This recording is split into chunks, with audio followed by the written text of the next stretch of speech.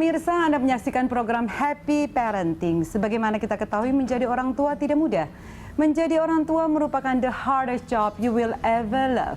Happy Parenting mencoba menyajikan beragam informasi dan tips parenting untuk para orang tua dan calon orang tua. Bersama saya Novita Tandri, inilah Happy Parenting, the hardest job you will ever love.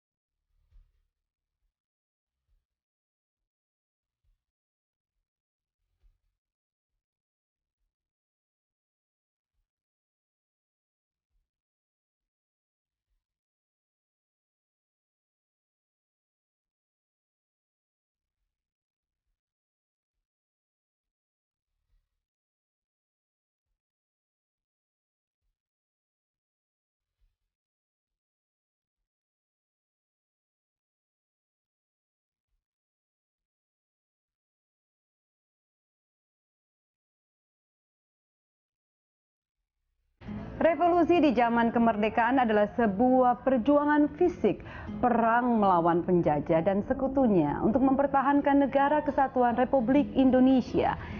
Kini 70 tahun setelah bangsa kita merdeka, sesungguhnya perjuangan itu belum dan tak akan pernah berakhir. Kita semua masih harus melakukan revolusi, namun dalam arti yang berbeda. Bukan lagi mengangkat senjata, tapi membangun jiwa dan karakter bangsa. Hari ini hadir bersama saya, sahabat saya, Pak Deddy Mahardi, seorang inspirator, motivator, dan juga author atau penulis. Apa kabar? Selamat pagi Pak Deddy Mahardi. Selamat pagi. Sehat hari ini? Alhamdulillah sehat.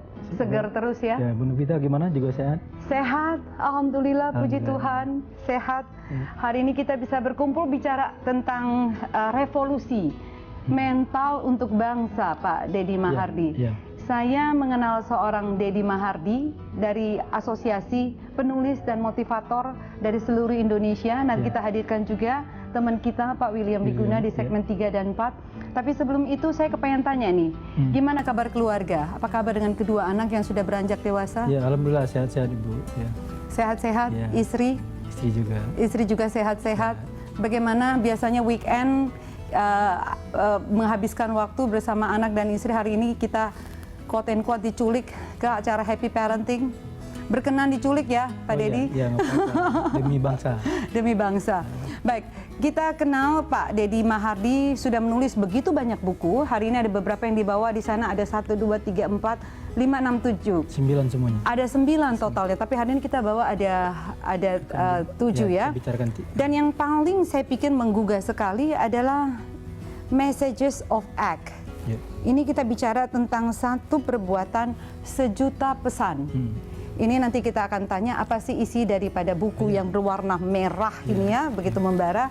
Lalu yang kedua, yang kedini dulu, ini yang tidak kalah pentingnya. Ya. Ada integritas bangsaku, integritas bangsaku. Di sini kata quotes-nya, forwards-nya dari Dr. Faisal Basri. Sangat luar biasa. Kita bahas kenapa bicara tentang integritas bangsaku. Ini buku yang sudah ditetapkan jadi buku utama di KPK.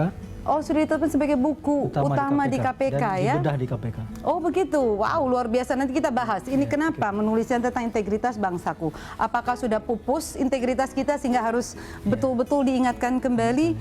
Dan ini yang saya suka, yang paling terakhir kemarin ini baru di launching, revolusi mental. Revolusi mental. Kita bisa tahu revolusi Dulu zaman penjajahan angkat senjata untuk membela bangsa dan negara kita dari zaman penjajahan untuk kemerdekaan. Tapi ternyata revolusi zaman sekarang bukan itu lagi ya, tapi mental, karakter yang dibentuk. Nah, kita bahas sesuai dengan tema kita. Kita mulai dari yang revolusi mental dulu. Kenapa? Kenapa bicara tentang revolusi mental, Pak Dedi? Apa yang terjadi dengan bangsa kita sehingga seorang yang bekerja di BUMN selama 30 tahun lalu beralih menjadi seorang motivator, inovator, dan juga seorang penulis. Apa yang terjadi? Apa yang membuat Anda sampai melihat bahwa revolusi mental itu begitu penting? Saya mengamati sejak reformasi setelah Orde Baru tumbang, itu sebagian besar masyarakat negeri ini merasa memiliki negeri ini. Tetapi sayangnya rasa memiliki negeri ini itu ditumpahkan dalam bentuk bagaimana menikmati hasilnya. Bukan rasa memiliki seperti kita memiliki anak, memiliki keluarga, lalu kita membangunnya. Nah, kalau di zaman Orde Baru mungkin yang merasa atau memiliki negeri ini hanya sekelompok orang, maka pada zaman reformasi semua orang merasa memiliki. Nah, rasa memiliki lalu rasa ingin mengambil tersebut membuat mental orang itu menghalalkan segala cara. Jadi tidak ada lagi yang namanya etika, moral. Semuanya dihalalkan. Mumpung sekarang ada kesempatan. Anda melihatnya itu dari pengalaman pribadi, melihat sekeliling Anda sehingga dibutuhkan satu tulisan yang bisa menggugah untuk bangsa kita. Ya. Dan bisa diceritain secara mungkin realitas konkretnya seperti apa sih yang Pak Dedi saksikan dalam realitas kehidupan kita setelah Orde Baru itu ditumbangkan? Ya, yang jelas sampai reformasi itu kita itu masih lebih unggul daripada Vietnam misalnya, daripada apalagi Malaysia. Nah, sekarang sudah terbalik gitu. Hampir semua negara-negara tetangga kita itu sekarang sudah jauh lebih maju dari kita. Maju itu bukan hanya maju dari sisi pembangunan fisik, tapi juga maju dari sisi pembangunan soft skill-nya atau mental spiritualnya. Kita juga sangat iri melihat sekarang itu tenaga-tenaga kerja yang dari Filipina itu kalau bekerja di Arab Saudi sana itu mereka bekerja di sektor-sektor yang formal. Sementara kita itu masih mengekspor tenaga-tenaga yang sifatnya masih informal gitu. Artinya secara kualitas pendidikan, secara umum masyarakat ini sudah tertinggal gitu. Jadi harus ada suatu gebrakan harus bentuknya revolusi untuk membangun mental dan pendidikan serta harga diri bangsa ini. Jadi Anda melihat kebutuhan itu sehingga tidak mau tinggal diam dengan 30 tahun. Pada saat mulai menulis ini tahun berapa, Pak Dedi? Saya mulai menulis tahun 2008. 2008, oke. Berarti kurang lebih sudah cukup lama, 9 tahun ya, 9 tahun. Saya pikir 19 tahun, 9 tahun. Sebenarnya belum cukup lama ya, 9 tahun. Jadi berarti setelah bekerja hampir 20 tahun terus merasa tergelitik bahwa saya mesti menulis. Sebenarnya enggak juga. Saya kebetulan waktu di Sumatera saya ditunjuk menjadi ketua serikat karyawan. Lalu karena waktu itu lagi zamannya booming Facebook, saya punya kebiasaan datang ke kantor itu pagi gitu. Nah, setiap pagi saya selalu nulis kata-kata bijak di Facebook saya. Ternyata itu banyak yang merespon sampai ratusan orang, sehingga memancing seorang komisaris Telkom, almarhum Bapak Dr. Arif Hariman, menjapri saya secara pribadi gitu.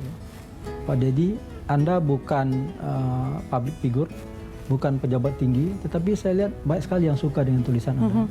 Coba Anda jadikan sebuah buku. Memang suka menulis sejak kecil? Ya, menulis buku sih tidak. Karena saya kebiasaan di perusahaan saya membuat karya-karya inovatif, maka saya harus membuat makalahnya. Agar untuk diperlombakan, untuk jelaskan kepada orang lain, saya harus menuliskannya gitu. Ya, tulisan yang sangat singkat. Tapi untuk menulis, jadi penulis buku seperti ini saya tidak bisa bayangkan.